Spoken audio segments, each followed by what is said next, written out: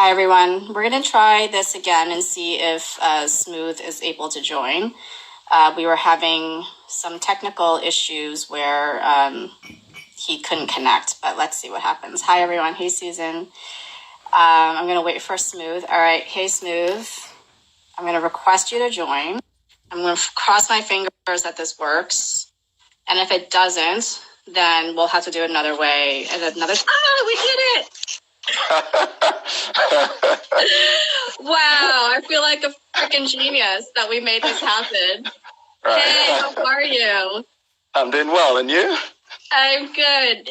So let me guess, this is your first Instagram Live? Yeah. We made it happen, you guys. Miracles happen. Well, thank you for joining. So good to see you. Here's my cup of tea to you. Thank you. And I have my cup of coffee, and it says caffeine now, talk later. So maybe we should just have caffeine. Oh my God, that mug was like, could tell the future. That is the funniest thing. How have you been since the lockdown of society? Are you at home with your family? Yes, indeed. And I say, just barely holding on to that last string of sanity. You know, I never expected it was going to last this long. Yeah. But that's what it is. So, but yeah. At least one is safe and healthy, which is the most important thing at the moment. Yeah. Absolutely. And we both have young children at home, and you had an extremely long commute before to get to your job every day. So that must be a blessing, right? You have before your commute was what, 3 hours total a day? Yeah, roughly about that, yeah. Yeah, so this must be so nice. Well, I'm glad to see you're healthy, and it's really nice to have you. So for those who are joining, this is Smooth, who is a doctor, Dr. Nzewi, who is a curator at the Museum of Modern Art, and is also my colleague in terms of the fact that we're both board members at ISCP in Brooklyn. And we've known each other for a few years, but actually you've moved to the East Coast. I mean, you've moved around quite a lot, actually, since I've met you. But your post at MoMA was effective July last year, I believe. So yeah, July 22nd last year. Yeah. So you've kind of stayed in place. But before that, you were at the Hood Museum at Dartmouth and at the Cleveland Museum of Art. But you are originally from Nigeria. I would love for you to tell people a little bit about your background, because I love the fact that you are an artist as well as an art historian. At the danger of sounding like a broken record, I often start this way, that I graduated from art school in 2011, and I was very fortunate to have a band of older colleagues, older artists who were organizing exhibitions back then in Nigeria, and I became friends with them. And so we were making exhibitions. I'll describe ourselves as exhibition makers, because there were really no curators in a contemporary sense in Nigeria. And so we were making this exhibition, and in the course of making exhibitions, I realized that as much as I can see the connection between two paintings on the wall or two sculptures, I never could really discuss them art historically, And so this quest for a deeper understanding of how things work was sort of a motivation for me to first go to South Africa to study museum and heritage. And afterward, I once that was done, I was again fortunate to get accepted at Emory University into the PhD program in the art history department at Emory University in 2007. And like they say, the rest is history. Yeah. You've been in the U.S. ever since you came for Emory. Yes, since 2007. Did you ever expect that of your future, that you would live in America? Well, the truth of the matter was, when I did the program in South Africa, my professors, because it was a diploma program, So my professors convinced me. They said, well, we think you should go in for a PhD. And I said, I don't have a master's, you know. And they suggested that you should look to the US. That in the US, there's this master's PhD combo which you can apply to. And I was also fortunate towards the end of the program in South Africa that Ivan Kopp and the wife Corey, I mean, some would describe him as a sort of a doyen in the museum world. They were visiting South Africa, and so my professors in South Africa arranged for us to meet to get them to convince me on why I should do to go for a PhD. Yeah. So initially, what I had wanted to do actually was to I wanted to apply to the BARD, the master's program in curatorial studies at Bard College, because again, curating was something I really wanted to do in addition to my practice as an artist, you know. So I and a colleague who later attended Bard were in the process of discussing our application to Bard when I was convinced otherwise to go in for a PhD with the idea that if nothing works, I can still go and teach. That was sort of the philosophy of Ivan Kopp and Corey Kraft. So absolutely. Yeah. Well, I'm so glad you went on that path. And now that you're at MoMA, I mean, I know you haven't been there quite a year, but when you made the shift from Cleveland, where you were, you know, they have this incredible African collection of both. I mean, I think you're building contemporary, but they have more traditional African arts, to the Museum of Modern Art. And, you know, you don't have a title in your title does not signify at MoMA African art. You're an art historian. And I love that. I love that, you know, you get to bring your perspective, but it's a global perspective, and it's one that is just the mandate of the museum. But how do you approach your practice now as a curator at MoMA? What are you looking for?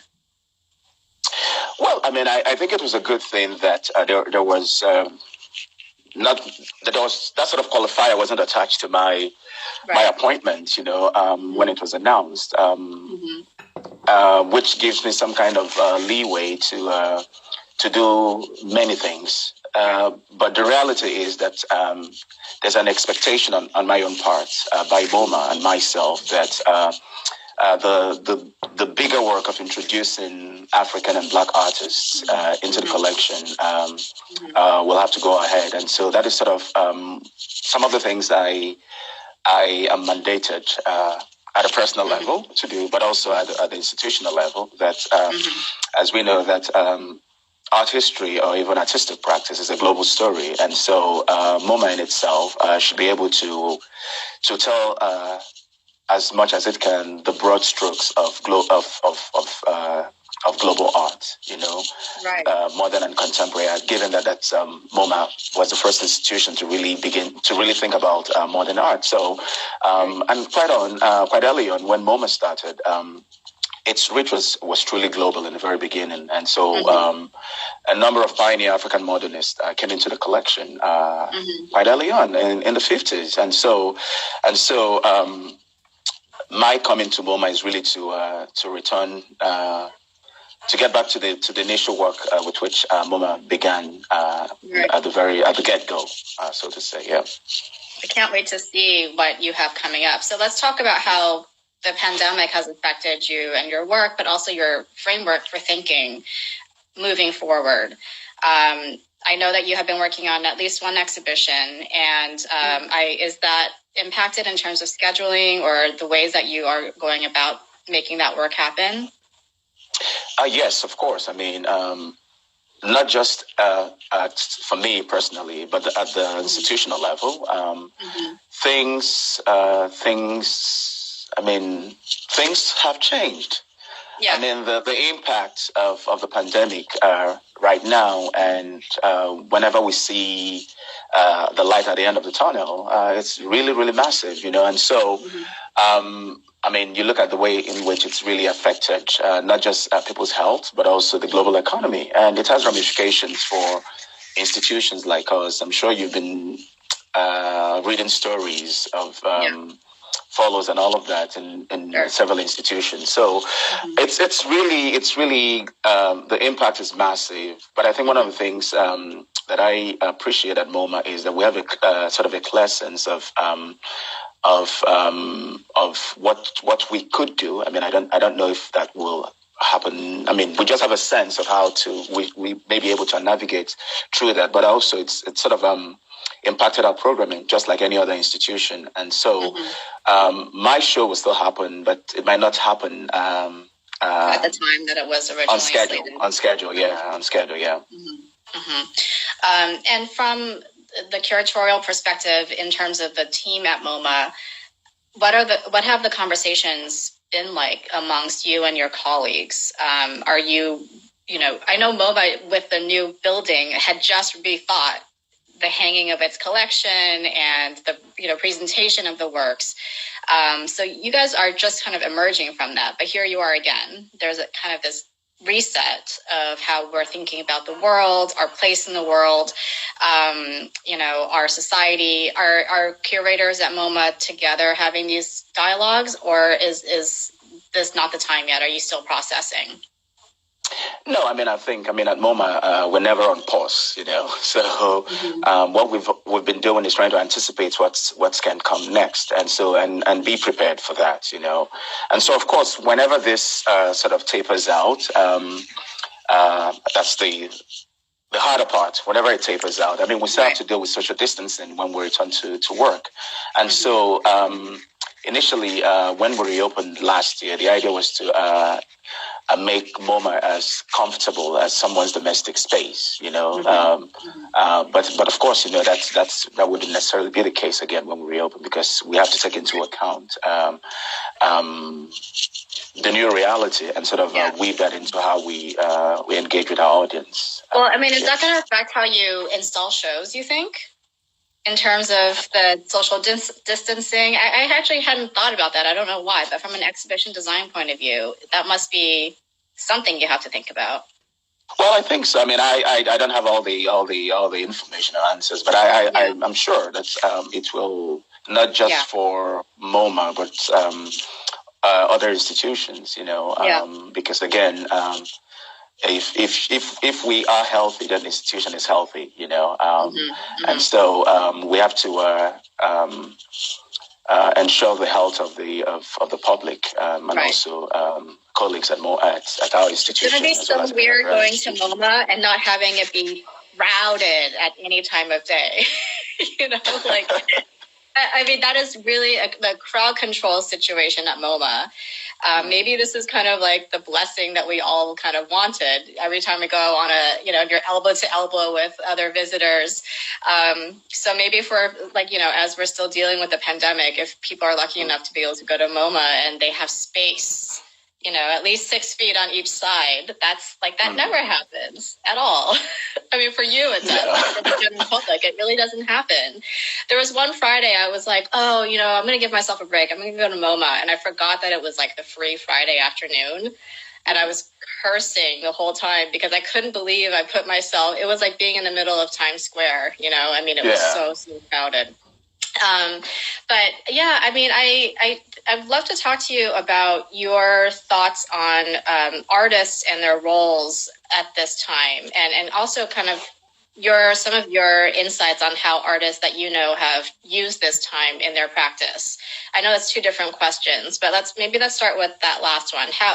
Have you had conversations with artists and seen perhaps their practices change, either out of circumstance or necessity, or have you seen them kind of shift their mindsets because of what's happened?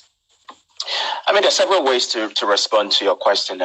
First and foremost, one would say that when situations, unprecedented situations like this happen, that's when we the natural course as humans is to return to things that are uplifting, and so that's when you begin to see the beauty and value of art to get us through terrible moments. That's when you see not just the visual art, but art in a broad sense. And so I know that a number of several colleagues, artists and otherwise, have really gained a different kind of perspective and appreciation for what we do, the sort of service art provides to us in the process of being human. That it's really that one thing that can help us get through tough situations, Mm-hmm. But then again, to the other side, to the other part of your question, I mean, it's hard to think of art outside of society, meaning that through the course of art history, or through the course of human experience or human history, that arts, the visual art, or art in general, keep a tab on human experience, and so artists naturally respond to events in society, and so the expectation would be that this wouldn't be different. That artists, it would be interesting to see the flurry of works and that will emerge at the end of the tunnel in response to this current situation, Right. And I can't wait to see how that will. I can't wait to see what comes out of that. Yeah, I've definitely seen, and Eugenie Tsai, who I spoke with on the first week, talked about how several artists she knows who have more of a social practice in their art due to circumstances of not being able to have social gatherings or involve other people.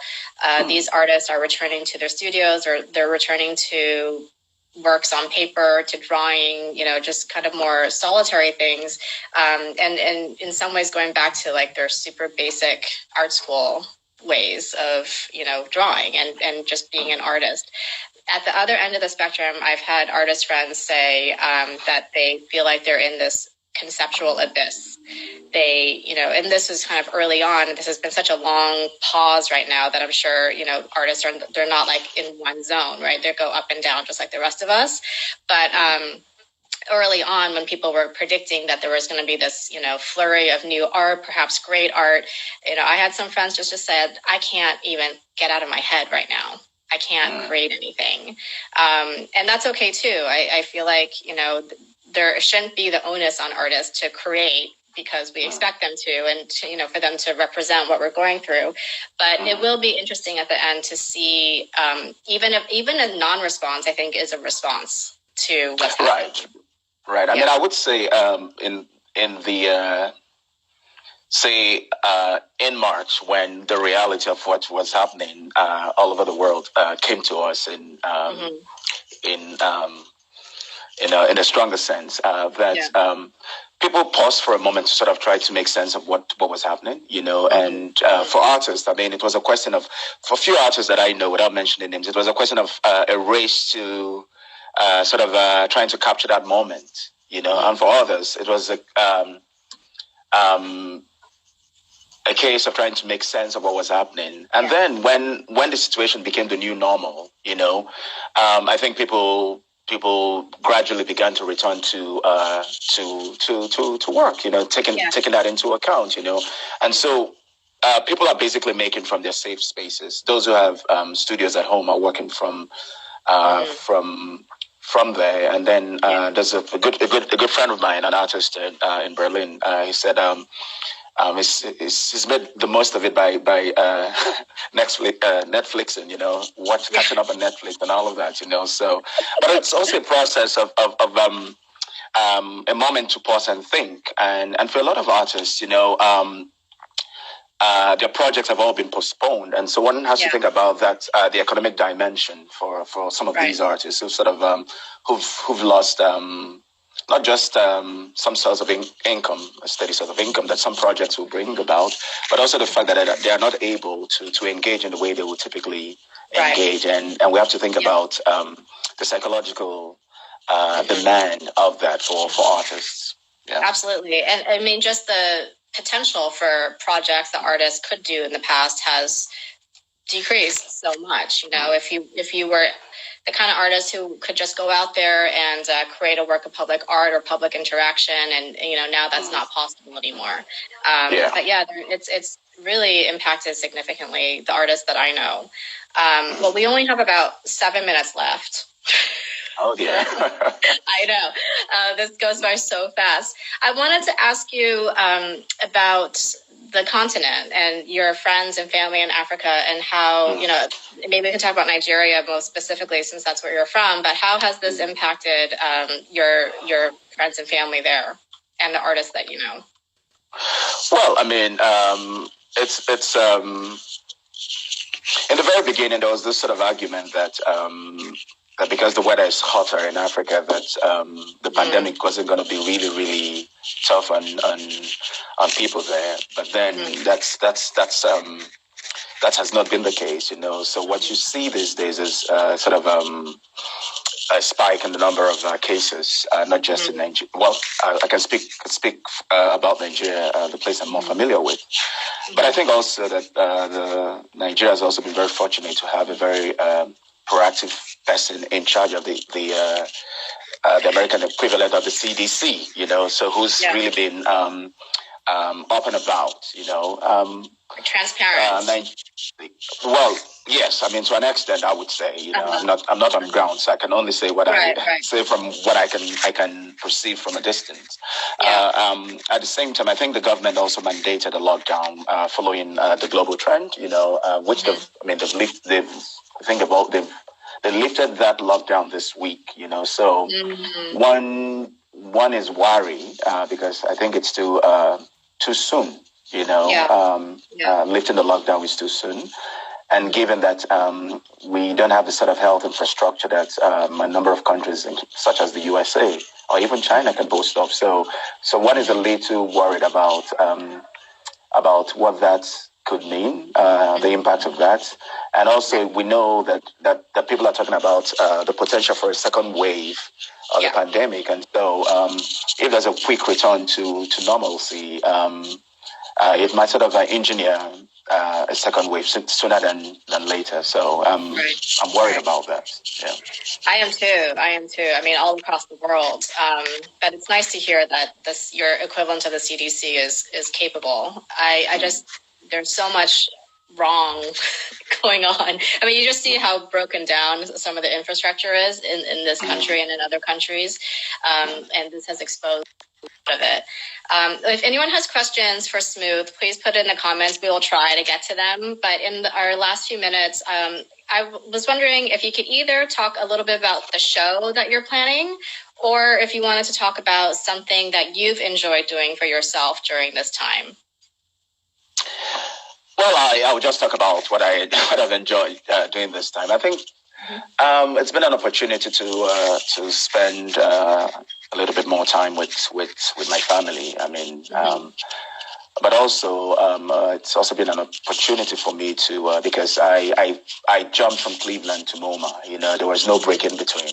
So it was from one thing to the other, and that has been my life for the last 6 or 7 years. From one thing to the other. And so I think we're working remotely, but I've had a little bit of I wouldn't say leisure, but I've had some downtime to begin to think about. No, you have children. There's no leisure.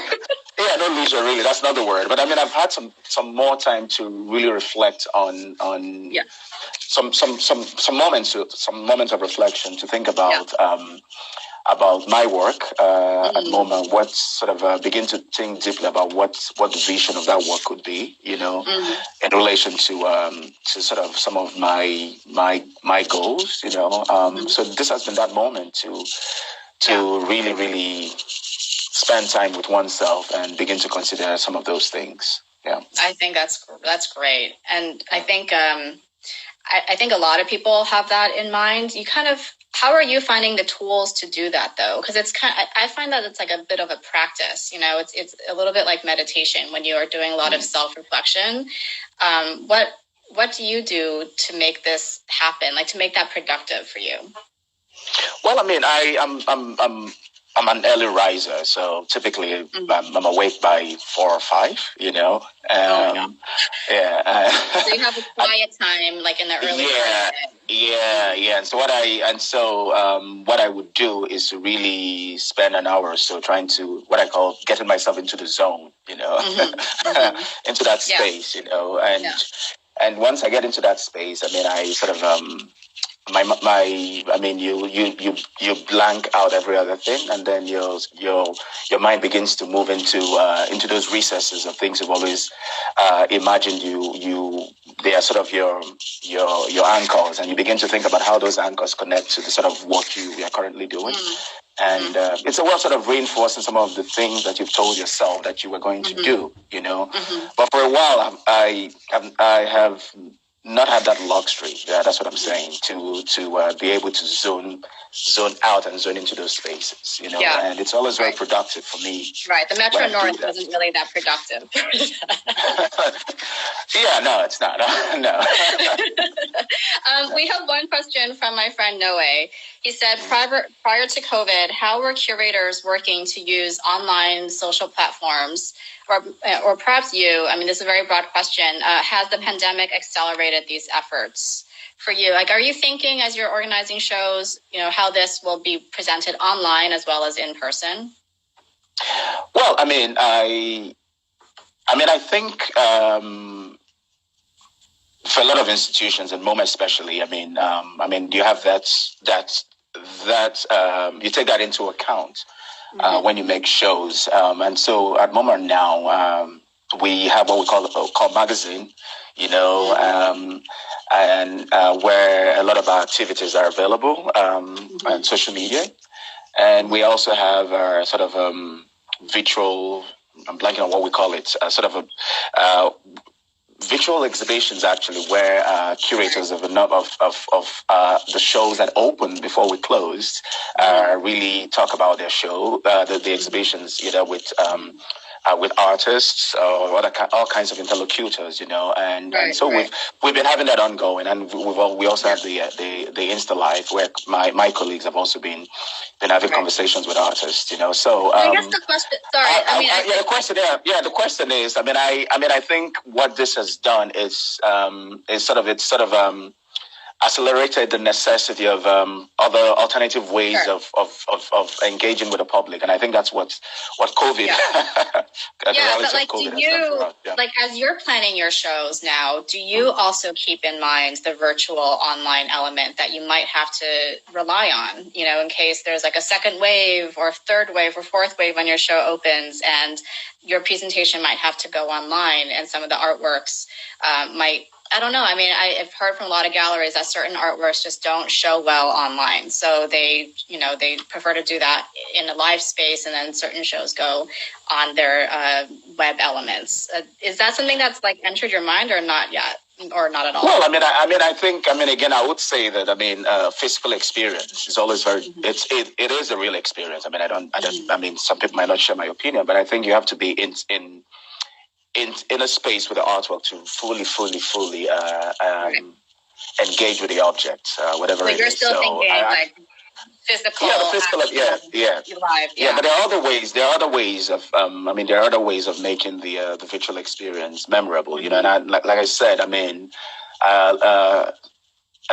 several of my colleagues who've been having these virtual exhibitions have been very, very effective in their approach. They've been able to link their conversations to the exhibition and the works in the exhibition in a very interesting way. And when I see that, there's a lot I draw from that. And at the level of the institution, I think there would be a longer consideration of that sort of approach. Because we don't know. COVID-19 has really presented a new reality that we must have to learn how to deal with post COVID-19. Yeah, absolutely. Well, thank you so much, Smooth. I know that you have a busy day and you've been awake for 100 hours already. So I appreciate you coming on and talking to us. And this has been such a treat. I hope to see you soon. I have no idea when that's going to happen. I assume our June board meeting is going to be on Zoom. But thank you so much. And this will be up on our stories for the next 24 hours and then hopefully archived on YouTube. I just appreciate you. It's nice to see you. Sure. Nice to see you as well. Yeah, and I can't wait for us to for that moment where we can see each other again in person. I know. It'll be great. All right, everyone. Well, thank you so much. Have a great day, and I'll be back tomorrow. Bye. Bye, Smooth.